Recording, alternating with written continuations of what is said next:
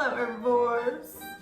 My name is Miranda and today we're going to be cooking better than Popeyes red beans and rice with some biscuits. I do apologize, the first half of this video, basically the prep part of the video, is going to be a voiceover because this is an overnight recipe. It's cheap, it's a crock pot recipe, you're going to love it. Let's go. Okay, so off to a great start already. I broke my poor little crock pot and he shattered all over the floor. You can see here he is damaged goods, but I still love him. Okay, so the kind of beans that I'm using are these small red beans. I literally got the last pack of beans on the shelf. This is all they had. And then I'm just gonna rinse the beans really well, just so you can get all the gross stuff off of them. And then you're gonna wanna sort them and pull out any weird looking little guys that look like this. And then you're gonna wanna bring your beans to a boil and boil them for 6 minutes, and then turn off the heat, cover them, and leave them for an hour just to sit all by themselves. And then we are going to grab half a white onion and 3 stalks of celery and chop up your celery any way you like to chop it up. I like to kind of chop my celery in a coarse manner. You'll see in a minute. There we go. Yeah, I like to chop my celery just kind of pure chaos. And I do this with the onion as well, but if you want to finely dice your onions, that works as well. I just really like to roughly chop mine until it gets into almost like a mush, and it just brings out the flavor in the onions really well. And then you are going to put your crock pot on low with the beans and all the bean water in it. Add your celery and add your onion, and then just stir it until it is fully incorporated in there. Everything's nice and even. And this stuff will be your best friend. We really need that ham hock flavor, so this stuff will do the job. And then struggle adding it, and struggle adding it again. I mean, really try to struggle this time. And then add it. Alright, and then liquid smoke, the natural hickory flavor. I know there's 2 kinds usually, but the natural hickory flavor is what we are looking for. It really brings the whole thing together. And I'm adding a teaspoon of that. You have to really be careful with that stuff, guys. And then you're going to want to add your coarse kosher salt. This stuff is the bomb. If you have fine table salt, that works as well, or seasoned salt, whatever kind of salt you want. Do whatever you want. And then you're going to want to struggle again, getting your bay leaves out of their container and into the beans. And okay, finally put your bay leaves in. If there's small bay leaves like this, you can go ahead and add an extra one. And we've got our beef bouillon flavor. So with the beef bouillon, I'm going to add 1 heaping tablespoon of the bouillon powder to my little teacup. It's exactly a cup measurement. And what I do next is my tap water gets really hot, so I just mix it in with the hot tap water, and that usually does the trick. Next, you're just going to want to add it to your crock pot with the beans, cover, and we're gonna let it simmer overnight for at least 12 hours. I apologize about this camera angle. I lost my tripod. After your beans have been cooking overnight, I want to say you want to cook them for at least 12 hours. On low to medium heat, depending on your crock pot. Mine is rampant and gets really hot and overcooks stuff all the time. So, your beans should look like these. So after your beans have sat for 12 hours, they should look like this, nice and soft and translucent celery and onions, and all or most of the gravy slash most of the gravy. Oh my god, it's not gravy. Most of the broth slash water should be absorbed.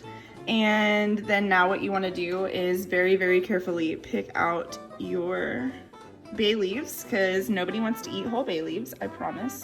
One of my bay leaves wouldn't come out. I tried to scream his name and I tried to call his mom, but he just wouldn't come out. So now it's time to spice up our lives. Oh, you can see me. I didn't know you could see me. Okay, so you're gonna want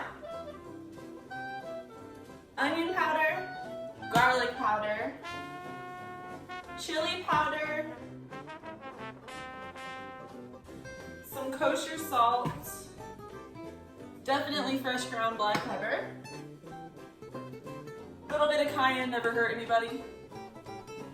Or maybe it did, I don't know. And that should just about do it. If you want to, you can add some Creole seasoning. I really love to add Creole seasoning to everything. This stuff is really salty. This kind, it's Tony Chachares, but it's very salty. It's really good, but it's just very salty, and I love my kosher salt, which makes everything really salty. So I'm not trying to have high blood pressure for the rest of my life. Just take caution when you're using seasoning. You don't want to oversalt these beans. We've already added kosher salt, so I don't know. It's up to your salt preference. I'm not going to tell you how to live your life. Now, usually I just wing my measurements with my seasonings, but I will try to give you a proper measurement of each spice as I put it in. Okay.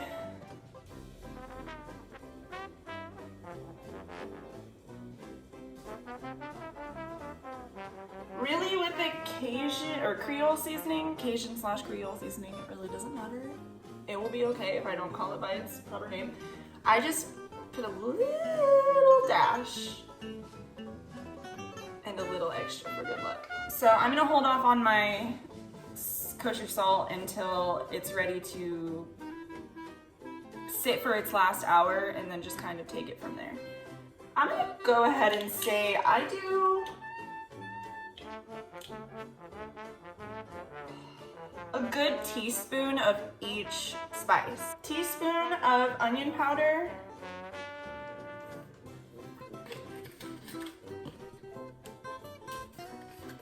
and a teaspoon of garlic powder. If you like more garlic, add more garlic. Teaspoon of chili powder. That's to taste. I like my stuff spicy, full blast all the time. And that's why I'm also gonna add some cayenne pepper. Just a dash. About a half a teaspoon, I would say I added. And then as much fresh ground black pepper as you like. If you don't have fresh ground black pepper, if you don't have fresh ground black pepper, you can use table pepper. It's fine. It's really not gonna make that much of a difference. And then, oh, I forgot one. I forgot a seasoning. Thyme. And you're gonna wanna do about a half a teaspoon of thyme. And the thyme makes all the difference, trust me. It's just that herbal yumminess that this whole thing just deserves. It pulls it all together. And then stir your beans until it's well incorporated. And I'll show you what it's supposed to look like. So after stirring around your beans during all of this that we've been doing, you should start accumulating a nice gravy texture. And that's actually where the gravy texture for the red beans and rice is gonna come from. Okay, I have to switch to a ladle because that last spoon did not make sense. After your beans have simmered for a couple hours, you're gonna get a bowl and put in a good amount. I wanna say about 1.5 cups of beans and some of the gravy that's accumulated. And then you're gonna take a fork and just mash the beans into oblivion. Just keep mashing them until you really don't have any whole beans left in your bowl. Actually, you know what? If you have one of those like potato mashers, this would be a lot easier and you won't burn your hands on a bowl because these beans have been sitting in your crock pot for 14 hours and you're burning your hands off. It's gonna come into this thick paste, very thick paste-like, and then mash it some more. Just mash it a little bit more just to make sure it's all incorporated and you really are kicking those beans in the butt. And then add it back to your crock pot. Get all those mashed beans incorporated in with the unmashed beans. We want them to be friends. You want them to get to know each other. And then repeat that same process about 4 more times. Also, just a disclaimer, if you, after your beans have simmered for 12 hours overnight and you add your seasonings, if you want to eat them right away, you can if they're soft enough. I like to add my seasonings and then let them sit in the crock pot and just let the flavors grab each other, and it just makes it so much more rich and lovely. It's just so good. This is one of my favorite things. If you couldn't tell, I love to eat these all the time. They're so easy to make. They make them so. Your consistency should look like this.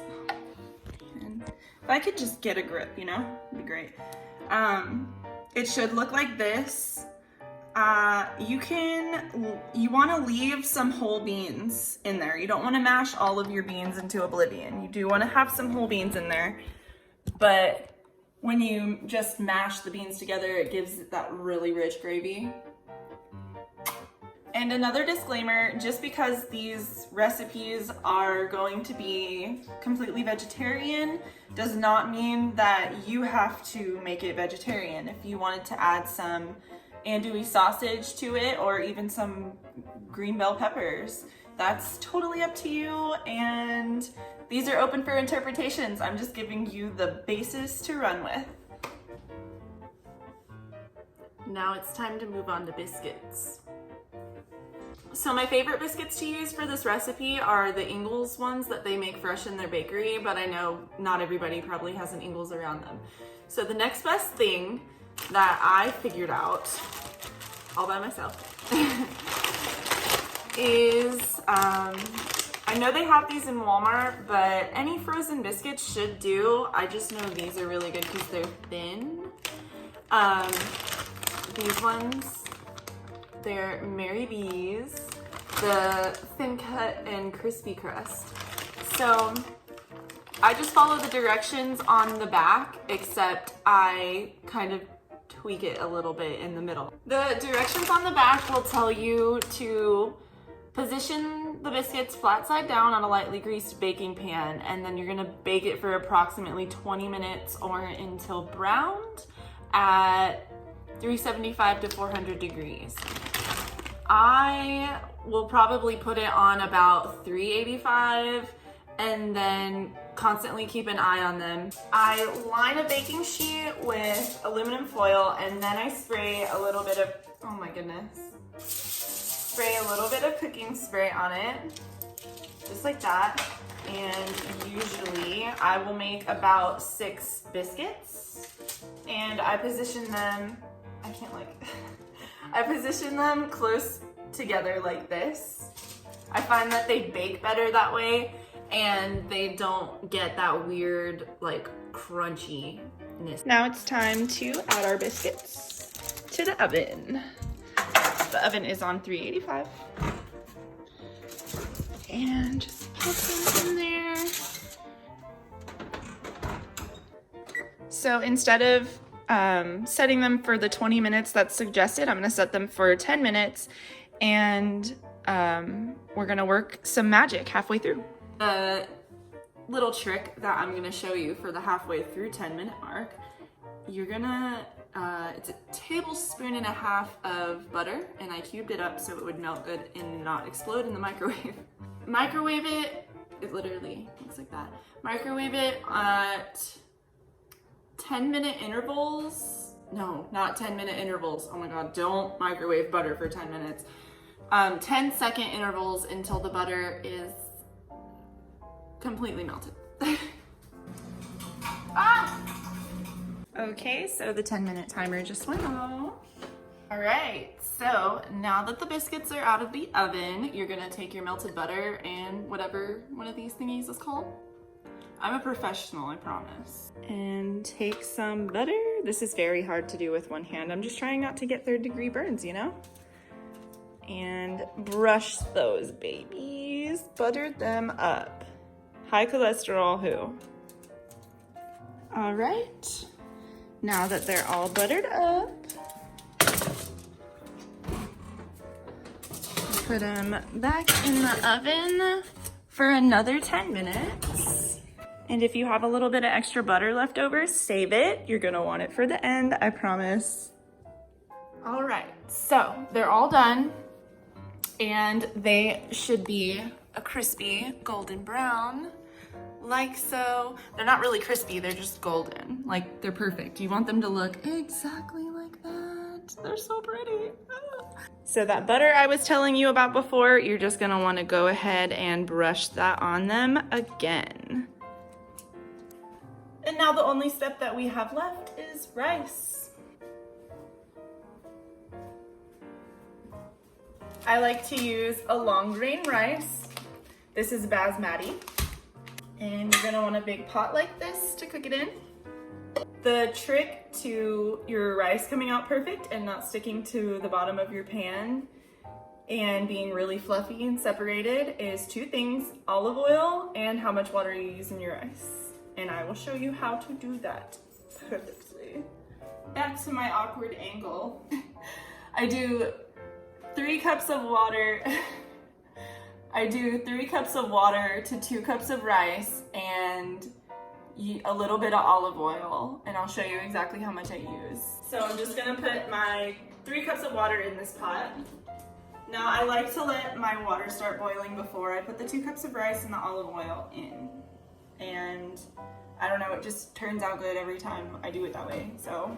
So this right here, I consider that just about boiling. And I'm gonna throw my rice in. So 2 cups of rice is in, and I'm gonna do about a tablespoon of olive oil and then really stir it and incorporate it. I've been saying that word a lot today. Probably just stir it for like a good 30 seconds. And then turn the heat low, low, low, low, low, all the way to low, okay? And then you take your lid, you cover, and I wanna say I let it sit on low for about 15 to 20 minutes. So I'm gonna let that sit on low for about 15 to 20 minutes and just kind of check on it periodically. Alrighty, I already stirred my rice and fluffed it up and stuff, but it should look just like this. Nothing is sticking to the bottom of the pan. It is beautiful, fluffy, soft, and tender. You just can't beat it. And now it's time to plate it up. Always put your beans in before your rice.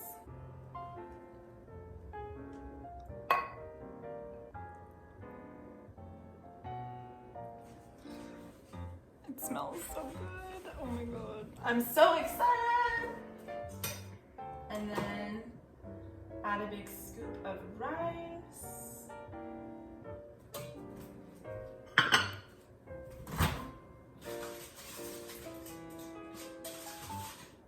I kept the biscuits in the microwave to keep them warm. All right, you guys, that is the finished product. I topped it off with a little bit of dried parsley because I didn't have fresh, but if you have any fresh parsley, that would be the perfect topping for this, like the perfect icing on the cake. These are so bomb. This recipe is so bomb, I promise. You'll love it. It's super cheap to make. It's easy if you have all the ingredients. I guess we might as well do a little taste test.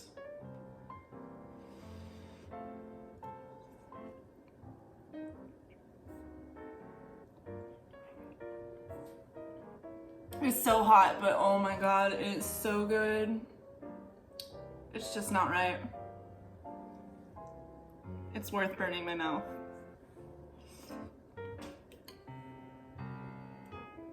Really hot. Alright guys, well there you have it. If there's any other recipes that you suggest that I try and make vegetarian, go ahead and let me know and I'll try. I have a whole lot of other recipes from my personal cookbook. All vegetarian, all can be tweaked to have meat. I'm just giving you the base. I'm covering all the bases for you. Thank you guys so much for joining me today. It's really hot and I have to take this turtleneck off now before I pass out.